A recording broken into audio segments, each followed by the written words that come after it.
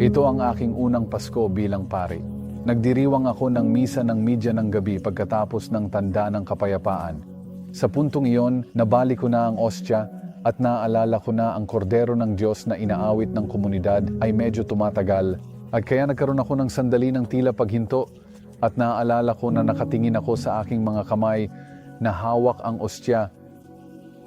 At ito ay isang sandali na hindi ko malilimutan, isang sandali na inaanyayahan ako ng Panginoon sa mas malalim na kamalayan sa Kanyang presensya sa Eukaristya. Nagbigay ako ng homilya noong gabing iyon tungkol sa kahinaan ng Diyos. Ang Diyos na inilalagay ang sarili sa mga bisig ni Maria at ng kanyang asawang si Jose. Ang Diyos na hindi nagpakita sa atin sa tuktok ng bundok na may mga kidlat at kulog, kundi ang Diyos na dumating sa atin sa kahinaan ng isang maliit na bata. Naalala ko iyon hindi dahil ito ay magandang homilya, kundi dahil ito ay mahalagang tandaan sa ating sariling espiritual na buhay, na minsan ang Diyos ay nagpapakita kung saan hindi natin siya inaasahan. At habang tinitingnan ko ang ostiya, napagtanto ko na hawak ko ang mahinang Diyos. Hawak ko sa aking mga kamay ang parehong Diyos na inilagay ang sarili sa mga kamay ng mahal na Birheng Maria noong unang Pasko. At nang itinaas ko ang ostiya upang sabihin, narito ang kordero ng Diyos. Ito ay isang napakatunay na sandali para sa akin. Ginawa ng Diyos ang sarili na laman at dugo upang akitin ako, upang magkaroon ng mas malalim na relasyon sa akin dahil mahal niya ako. Ayaw niyang magpakita sa tuktok ng bundok na may mga kulog at kidlat at takutin ako at hayaang tumakbo ako sa ibang direksyon. Ginagawa niya ang ginawa niya mula sa pinakaunang mga pahina ng Biblia. Inilagay ang sarili sa aking mga kamay upang akitin ako palapit.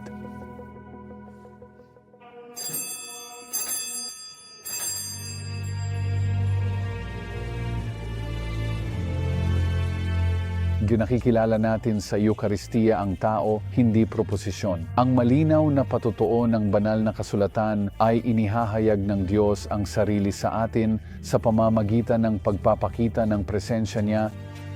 Ang lahat ng dakilang pahayag sa Lumang Tipan ay hindi tungkol sa pagbibigay ng Diyos ng mga ideya sa kanyang mga tao tungkol sa kung sino siya o sa pagbibigay sa kanila ng isang aklat ng mga alituntunin, kundi tungkol sa pagpapakita ng kanyang presensya. At ang nasasalat na presensya na iyon sa gitna ng mga tao ng Israel ay upang sila ay maakit sa isang relasyon sa Kanya.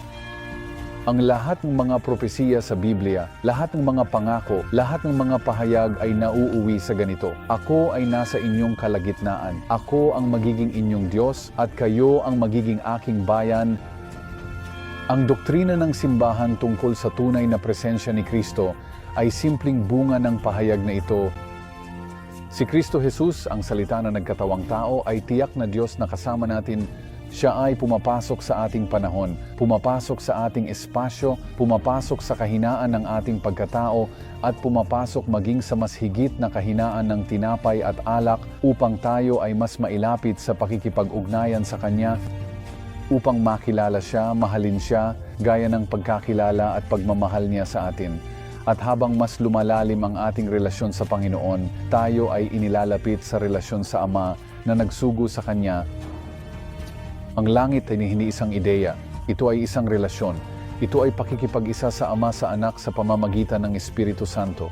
At ang Eucharistia ay isang patikim nito at ang ating paraan upang makamit ito. Sa Eucharistia, natutunghayan natin ang realidad ng pag-aalay ni Kristo sa krus at ang alay na iyon ay nagbibigay daan sa atin na ialay ang ating sarili sa Diyos bilang isang mapagmahal na tugon. Ang simbahan ay nagtuturo na ang misa ay nagdadala at nagpapabisa sa minsan at para sa lahat na sakripisyo ni Kristo sa krus o sa mga salita ng Konseho ng Trent, ang sakripisyo sa Kalbaryo at ang sakripisyo ng misa ay iisa at pareho. Eden padursmo at kamatayan ng ating Panginoon ay hindi mga bagay na basta na lang nangyari sa Kanya. Sa katunayan, lalo na sa salaysay ng pagdurusa sa Ebanghelyo ni Juan, si Jesus ay lumilitaw bilang tanging tao, naganap na may kamalayan sa kung ano ang nangyayari. Iniaalay niya ang kanyang sarili dahil mahal niya tayo at mahal tayo ng Ama. Habang ang pagdurusa, ay nagpapakita ng lahat ng karahasan at kabagsikan ng kasalanan, ito ay isang sakripisyo na lubos na pinukaw ng pag-ibig. Ito ay isang malalim na oo sa Ama na nagwawaksi sa hindi ng kasalanan at ang pag-aalay ng kanyang sarili sa mga kamay ng makasalanang tao ay patuloy na nag-aalay ng kanyang sarili sa banal na Eukaristya. Ito ang paghahayag ng pag-ibig sa pinaka-Diyos na ialay ang kanyang sariling buhay para sa kanyang mga kaibigan at sa katunayan, tinatawag ni Jesus ang bawat isa sa atin na kaibigan.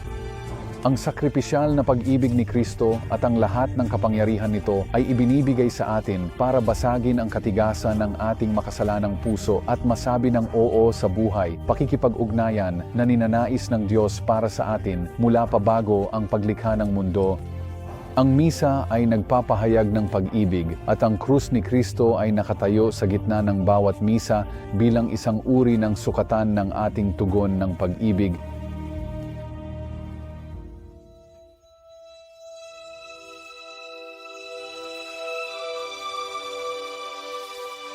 Ang Eucharistia ay nagtutulak sa atin sa mapagmahal na paglilingkod sa Diyos at sa ating kapwa. Muli, ginagawa ni Kristo ang kanyang sarili na naroroon sa atin sa sakramento upang tayo ay maakit sa tunay na relasyon sa Kanya, at ang relasyong iyon ay may mga kahihinatnan.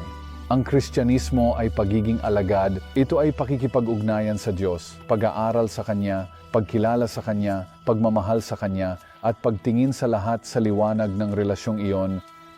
Naglilingkod tayo sa komunidad ng parokya upang ang ibang tao ay makasamba sa Diyos sa kagandahan ng kabanalan. Naglilingkod tayo sa mga may sakit at mahihirap dahil turo ng Eucharistia ang lalim ng pagmamahal ng Diyos para sa kanila, likas na dignidad at kagandahan. Ibinabahagi ang ating pananampalataya at nagtuturo ng moral na karunungan ng simbahan upang makilala at maranasan ng iba ang kagalakan natin sa personal na relasyon kay muling nabuhay na Jesus. Ang muling pagkabuhay ng Eucharistia ay nagbigay pagkakataon sa ordinaryato ng luklukan ni San Pedro na ikwento ang ating kwento. Ang atin ay isang kwento ng pakikipag-isa sa Diyos, sa kanyang simbahan at sa isa't isa.